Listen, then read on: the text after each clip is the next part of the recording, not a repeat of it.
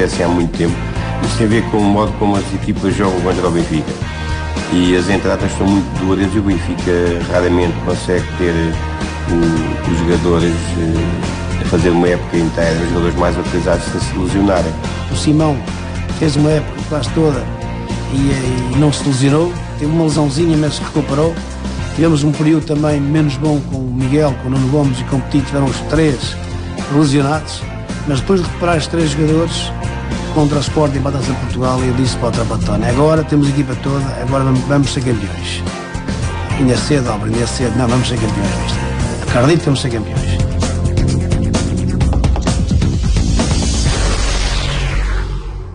A equipa atua de forma sóbria e compacta, deixando a fantasia para as alas, com o irregular Giovanni a aparecer nos momentos-chave e Simão Sabrosa a municiar todo o jogo atacante. O camisola 20 atua em todos os jogos, cobra todas as bolas paradas, adia uma operação uma hérnia para o final do ano e chega a ouvir de Trapattoni um invulgar comentário de reconhecimento. Graças a Deus temos Simão, diz Trapp numa conferência de imprensa. Eu penso que Simão é um jogador profissionalmente optimal. Eu creio que antes estava muito jovem quando estava em Barça. Eu penso que agora é um jogador que o Benfica, nesta altura, não pode ser sem ele. Gostava dos gols que ele marcava de livre, dos remates dele, também das reviengas que ele fazia na linha. Era um jogador que sentia-se que, apesar de ter vindo do Sporting, deu tudo pelo Benfica. O Simão foi sempre importante no Benfica. Também me lembro do dia em que ele chegou ao Benfica, porque eu trabalhava no clube. Foi muito interessante, foi muito importante o ingresso dele no Benfica, também por razões emocionais. Era um jogador com escola sportinguista, tinha sido vendido por uma maquia muito dilatada, digamos assim, ao Barcelona. O Benfica conseguiu resgatá-lo e ele entrou descomplexadamente, porque alguns jogadores, por terem vestido a camisola do principal rival, isto até é válido do Sporting que vão para o Benfica, do Benfica tem para o Sporting, às vezes há alguns fatores que perturbam um pouco. Não foi o caso do Simão. Ele, no início, admito que não tenha estado muito bem. Lembro nos primeiros 5, 6 jogos. Fez o primeiro grande jogo em Faro. Creio que Josualdo Ferreira, não, o Tony, treinador. Portanto, ainda estamos a falar em 2001, 2002, não é? E a partir daí explodiu e tornou-se uma pedra fundamental. E esse ano foi muito, muito importante.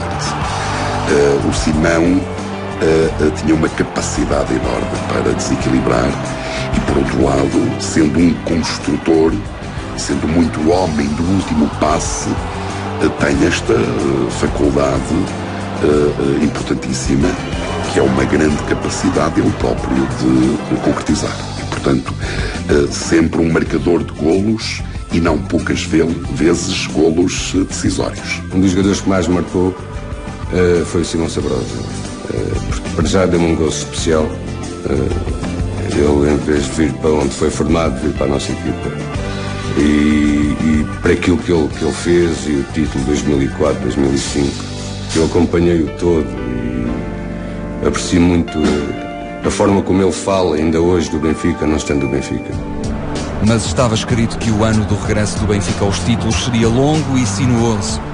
Eliminados da Taça UEFA pelo Stuttgart, os encarnados conhecem o pior período do campeonato entre 13 de novembro e 8 de janeiro. Em 7 jogos, vencem apenas 2, Estoril e Penafiel. Empatam 2, Marítimo e Rio Ave, e perdem 3, Leiria, Belenenses e Sporting. O Benfica deixa a liderança. Trapattoni é contestado e apontam-se falhas ao plantel. Lesões constantes, banco com poucas soluções e elementos em baixa produtividade.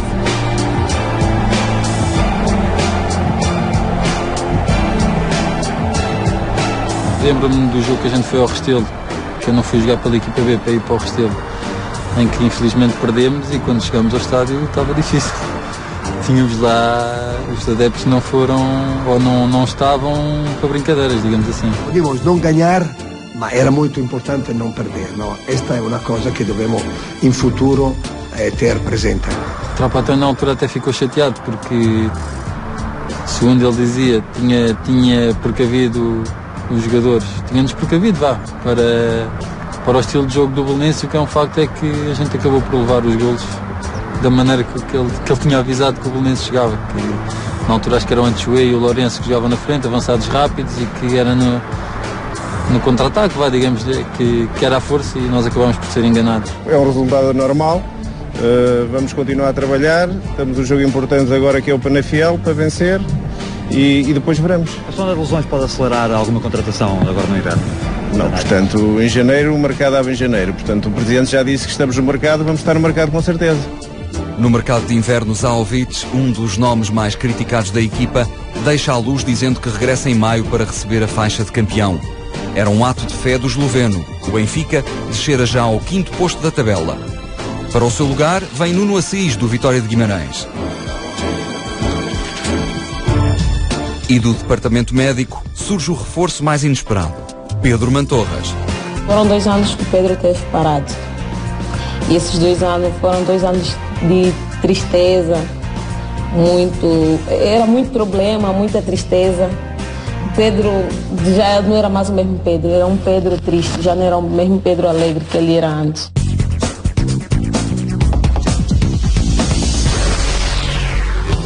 A Superliga está a chegar a meio. À última jornada da primeira ronda, o Benfica recebe o Boa Vista e está proibido de falhar. Numa das melhores prestações da época, os encarnados dominam amplamente o jogo com 2 golos de Nuno Gomes e um do inevitável Simão Sabrosa. Com 3-0 no placar, Trapattoni manda entrar Mantorras. O estádio exulta de alegria por voltar a ver em ação um jogador tão atormentado por lesões como acarinhado pela massa adepta. Em poucos minutos, Mantorras devolve a paixão às bancadas e fecha as contas do marcador em 4-0. Naquele momento mágico, Mantorras só pensa num homem, Rodolfo Moura, o fisioterapeuta que atravessou o deserto com ele até à salvação de um grande abraço.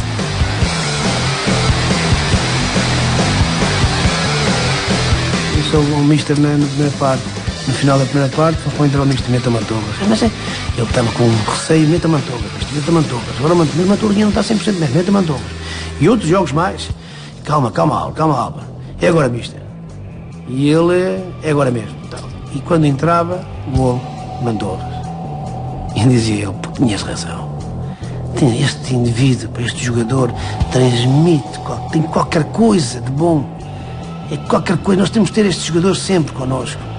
E o Mantorras entra e marca. E marcou em 4 ou 5 jogos gols decisivos que nos deu realmente a possibilidade de ser campeões.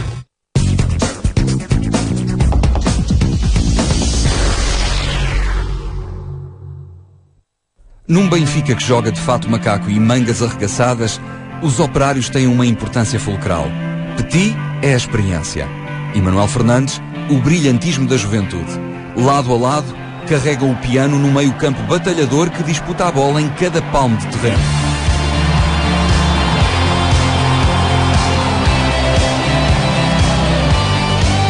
O Benfica tinha um meio-campo com um pulmão invejável, de 2 jogadores, um mais físico, no caso do Petit, mas com muita experiência, que depois se completava com o Manuel Fernandes, que era mais jovem, mas também e tecnicista, mas que era um jogador muito importante. Havia ali uma complementaridade entre os 2 jogadores do meio campo que funcionava muito bem, e eles entendiam-se muito bem, que por vezes um era mais defensivo, outro era mais ofensivo, e o que é certo é que aquela dupla funcionou muito bem no meio campo. Quando passa um ano sobre a morte de Miklos Fer, os encarnados sabem que a conquista do título é a melhor homenagem que podem prestar ao malogrado companheiro caído por terra numa trágica noite de Guimarães. Mas a melancolia parece apoderar-se da equipa e o Beira-Mar derrota escandalosamente o Benfica por 2-0 na Luz. Lenços brancos são agitados nas bancadas. Trapattoni mexe na equipa e coloca Nuno Assis a titular. Com o recém-chegado no 11, o Benfica ganha criatividade, fluidez e alegria no ataque. Vai começar finalmente uma longa caminhada até à liderança e Assis marca logo na estreia com o Moreirense. Seguem-se outras vitórias importantes. 3-0 à Académica, 2-1 ao Guimarães e 1-0 no terreno do Nacional da Madeira. onde os encarnados não venciam há 14 anos.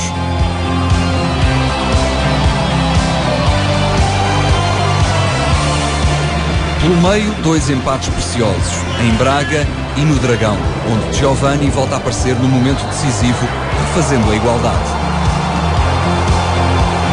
Pela primeira vez em muitos anos, o Porto não conseguia vencer o Benfica em casa.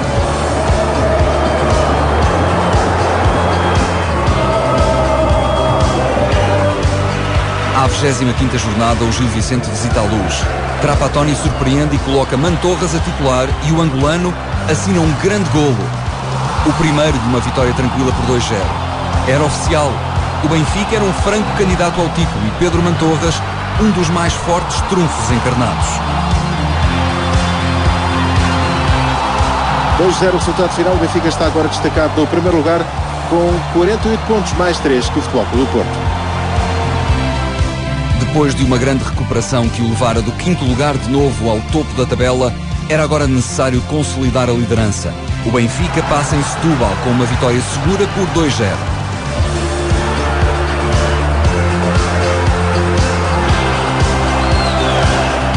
E bate em casa o Marítimo num 4-3 emocionante, com o gol da vitória a surgir a escassos 4 minutos do fim, dos pés de Mantorras.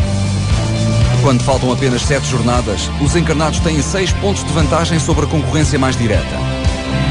Ao melhor estilo italiano, Giovanni Trapattoni começa a construir a equipa a partir de trás. A defesa é o bloco mais estável do 11 e aquele onde o técnico só mexe quando forçado a isso. O centro é de Luizão e Ricardo Rocha e a direita de Miguel.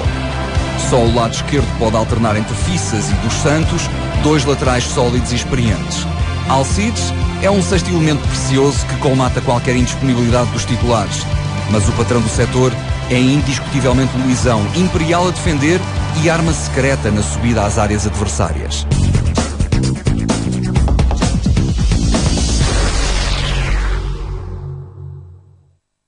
Luizão, que chegou ao Benfica numa altura difícil, que o Benfica ainda não tinha estádio. Ele estreou-se no Estádio Nacional, portanto foi na transição entre a anterior Catedral e a nova, e o Luizão tinha algum tempo de Benfica e foi a época de afirmação como um grande central e também já um líder. Embora o discurso oficial seja de prudência, os adeptos encarnados enchem os estádios de norte a sul do país e acreditam mais do que nunca que chegou ao fim a maldição de jejum de títulos. No entanto, à 28ª jornada, o Benfica tropeça e perde em casa do Rio Ave. Na ronda seguinte, o guardião Costinha segura durante quase todo o jogo a vantagem do União de Leiria por 1-0 na Luz, mas já nos descontos, Mantorras volta a fazer o seu milagre e a conseguir o empate.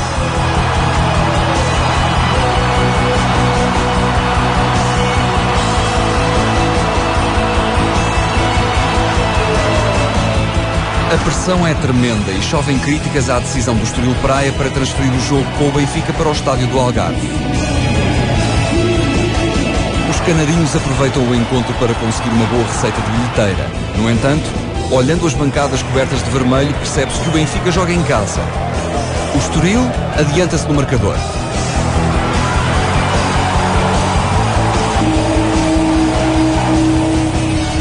Mas numa reviravolta dramática, Luizão e Mantorras roubam os 3 pontos para a Luz.